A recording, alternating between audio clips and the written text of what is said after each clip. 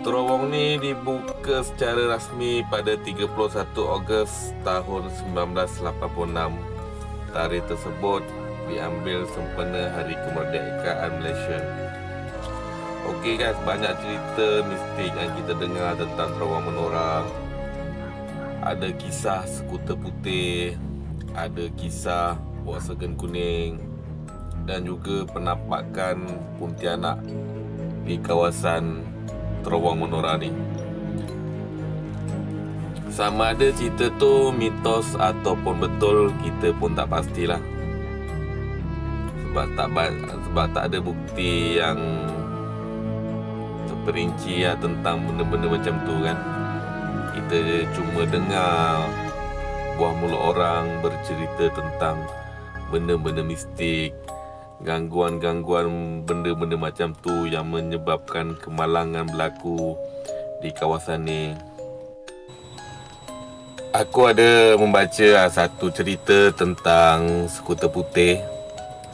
Ada sekumpulan, tak pastilah sekumpulan ke individu kan, motor dia rosak, dan ada motor yang menolong dia menunda motor yang rosak tu untuk turun ke bawah lah.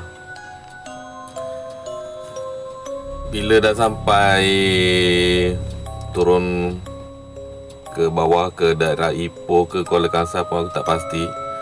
Bila penunggang motor tu menoleh ke belakang untuk mengucapkan terima kasih, dia melihat motor skuter tu dipandu oleh seorang yang tak berkepala. Aku pun tak pastilah cerita tu betul ke tak, aku cuma baca je. Dan kisah Volkswagen kuning tu, rata-rata orang banyaklah bercerita tentang tu kan. Dan juga ada kisah penampakan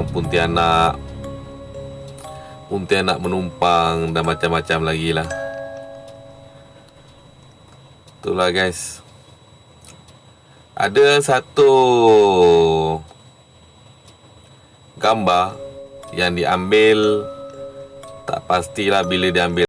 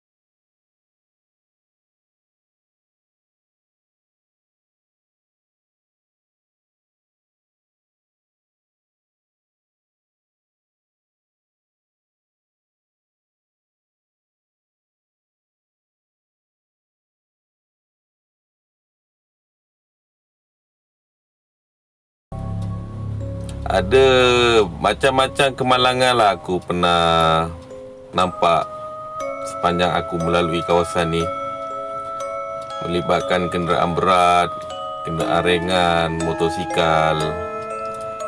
Aku pernah sekali, aku daripada selatan singgah sebentar dekat Damansara untuk isi minyak. Aku ada jumpa seorang lelaki ni. Dia menaiki motor kuasa besar, rehat di stesen minyak tu. Aku menegur dia lah, dia pun senyum. Apabila aku bergerak menuju ke utara kan, aku sampai di daerah Terowong Menora ni, jalan jam. Bila jalan jam tu, aku dah agak dah mesti ada satu kemalangan kan. Bila aku sampai di tempat kejadian, aku melihat motosikal yang aku nampak dekat Damansara tu dah terbaring, dan aku melihat mungkin lelaki tu lah yang aku nampak dekat Damansara tu dah ditutup gunakan surat khabar kemalangan maut yang berlaku pada orang tu. Yalah, kita tak tahu kan ajal kan. Tapi bagi aku kawasan ni memang berbahaya. Apabila kita menurun ke bukit, dia banyak selekor-selekor tajam kan. Bila kita kemalangan tu berlaku kan, kadang terbabas, tu yang kadang kenderaan jatuh ke gaung kan. Ada satu kisah dulu kalau kita nak tahu turun saja bukit ni, kita menuju ke Ipoh, bila kita turun bukit kita akan jumpa satu tol, plaza tol. Kat situlah banyak kenderaan berat seperti lori, bas melanggar tol tu. Puncanya daripada kegagalan brek berfungsi. Yalah, bila kita menurun bukit kan, bagi macam kenderaan berat ni, bila kita menurun bukit, kita banyak menggunakan brek. Apabila brek panas, dia akan loss. Tu yang kosong, bila kita tekan brek kosong. Puncanya mungkin kerap menggunakan brek lah. Mungkin dia memandu secara laju dan secara melulu. Apabila sampai selekor, dia tekan brek. Kat situlah punca brek tu panas dan akan kehilangan kuasa brek tu. Bila kita melalui kawasan ni, tak perlulah nak terburu-buru. Just kita relax je, ikut selekor-selekor tu dengan perlahan kan. InsyaAllah lah tak akan terjadi apa-apa lah kalau kita beringat.